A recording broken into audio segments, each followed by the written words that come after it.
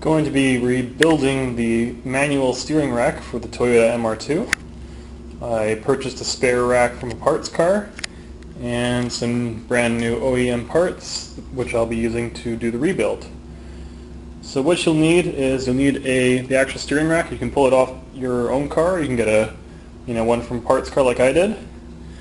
I purchased 2 claw washers that go at the ends of the inner tie rods, an oil seal that sits right here, the bushing, plastic bushing that goes at this end of the steering rack, 2 clips here for the small ends of the boots. I should have bought the big ones as well, but I forgot. You can just reuse the ones you have.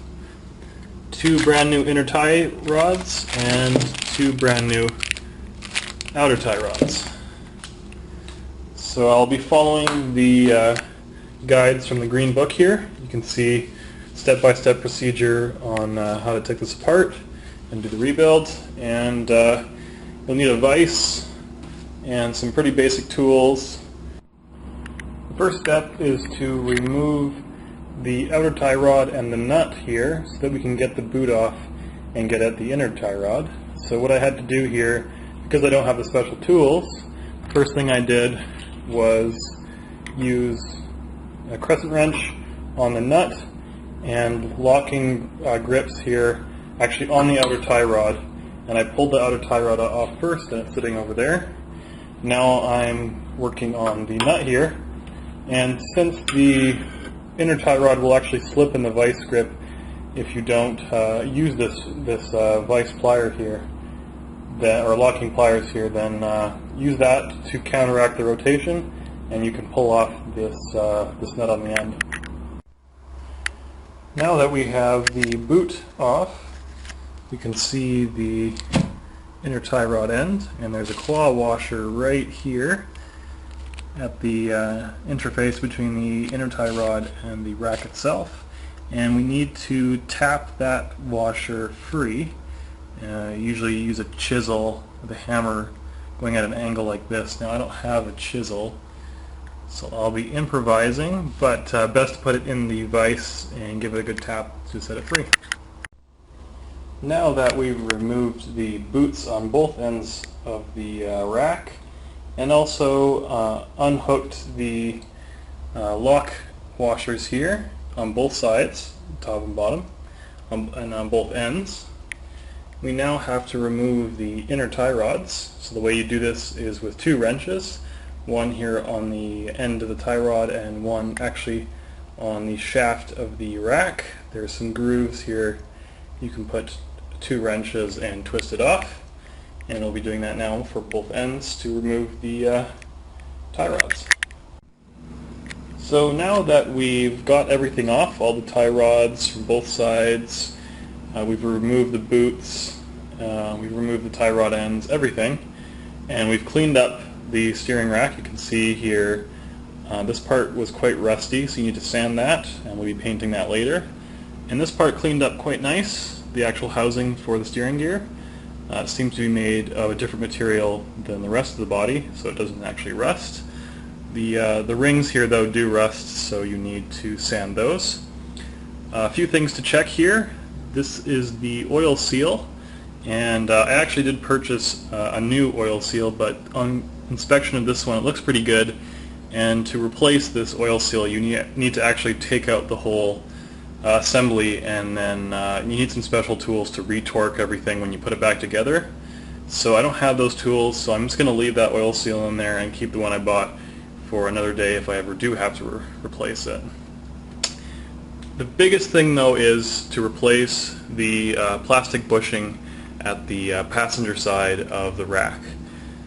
This is a common problem in my car. The tie rod feels like it's loose, so when you actually grab the wheel you can move it in and out a little bit, and you can move it up and down. It sort of jiggles, and the mechanics, they'll tell you that it's the inner tie rod, they'll tell you it's this that needs to be replaced, but these things are pretty bulletproof.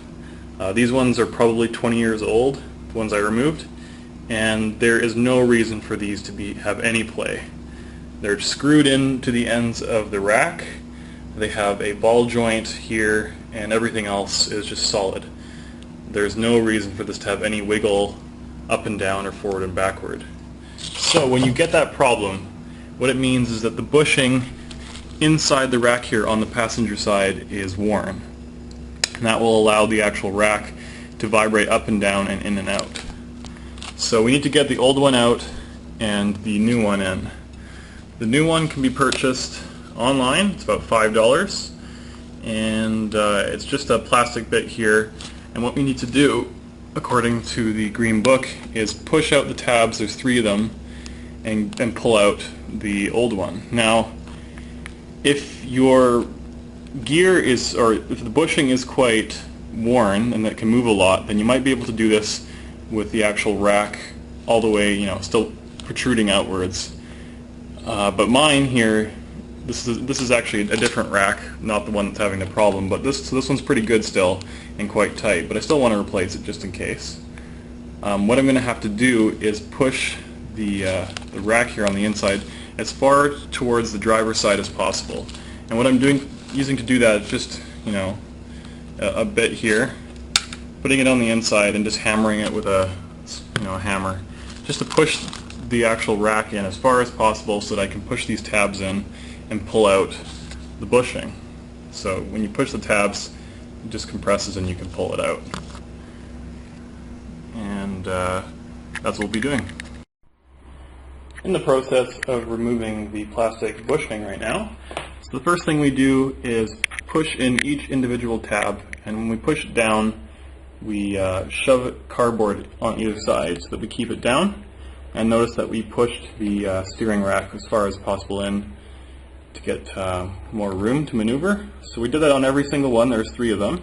And then now, to remove the bushing, we simply just tap the other end of the rack with a soft hammer, and it will push the inside rack out as well as the bushing with it.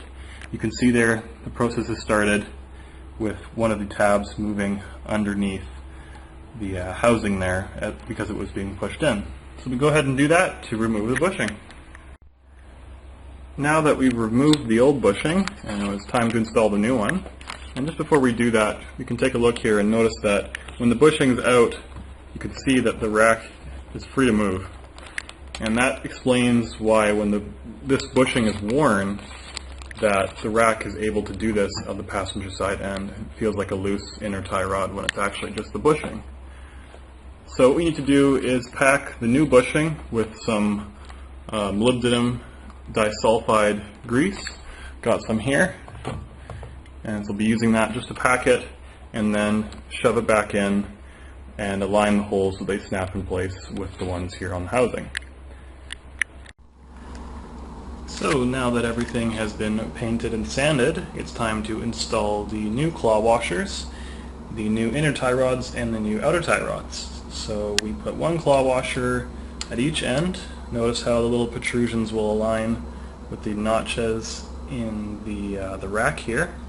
And then we will put on a new inner tie rod, and you can do outer tie rods. And remember, we have to stake the claw washer, so that means we have to bend one of the 2 of the sides actually to keep it in place and hold that inner tie rod at the end. And then we're going to grease everything up and put our new boots on, which we have over here, 2 on 2.